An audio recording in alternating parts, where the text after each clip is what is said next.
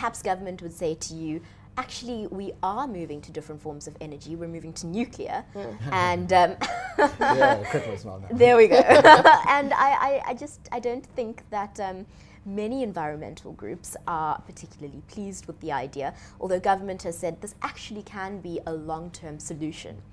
In your opinion, Nyoka, is nuclear the way we should be going? Should we be looking to nuclear as an alternative source of energy generation? I see many issues with looking at that as an alternative. Firstly, as you said, we're in an energy crisis right now. Nuclear takes 15 to 20 years to come online. How do we solve an imminent crisis with a long-term plan? It's just a mismatch. Secondly, as South Africans, we have an amazing amount of other resources where we don't depend on any other country to facilitate that energy consumption. So for nuclear, we're looking at different countries like Russia and China and Korea and France to build this like global partnership to facilitate nuclear. Why are we not looking at developing our own resources with solar and wind and the renewable energy aspect of it? And like, where does the money come from? Like financially, South Africa needs to look at what's the most sustainable financial aspect of it. And then we'd also have to talk about the waste issue. So for me, it's just like we have so many cons and there's so many pros of renewables. Why are we not moving in that aspect to almost like the low-hanging fruit that it's almost like a no-brainer. It is a no-brainer. Happy? Well, I agree totally with Nyoka. I just think there hasn't been sufficient consultation or education around what is an energy system, what is an electricity grid, what are the forms of electricity we can generate from the different forms of technologies as well as fuels. For example, we don't need a lot of the electricity that we generate, for example, in South Africa.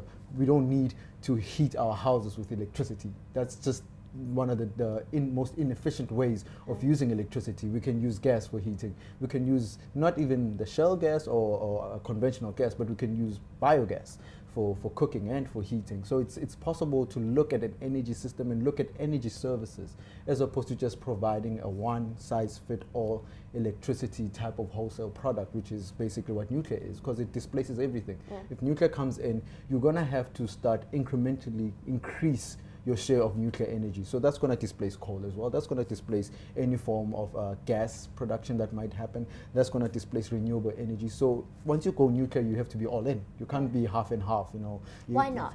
Well, because it's too expensive. You need a level of, or you need to create a level, or you need to create a market. You need to create a space where you can actually localize the nuclear industry. For example, Koeberg worked for South Africa because during that time when Koeberg was being designed, South Africa was still going through weaponization, nuclear weaponization.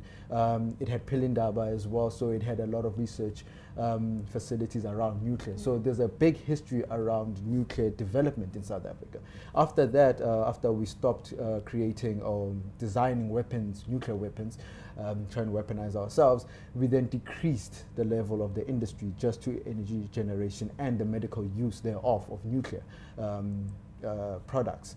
But if you're going to go into nuclear energy at the scale where you're starting it up again, you have to go all in because it's capital intensive. It's not like renewable energy where you can modulate it, you can put in modular once in a while incrementally, and when you feel like it's enough, you stop.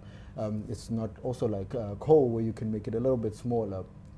That kind of debates on the centralization between nuclear and coal, but essentially you have to be all in. You can't half and half. And nuclear is a centralized system, which is what we're trying to move away from, is because we can't still produce the same model of centralized systems of coal, centralized system of nuclear.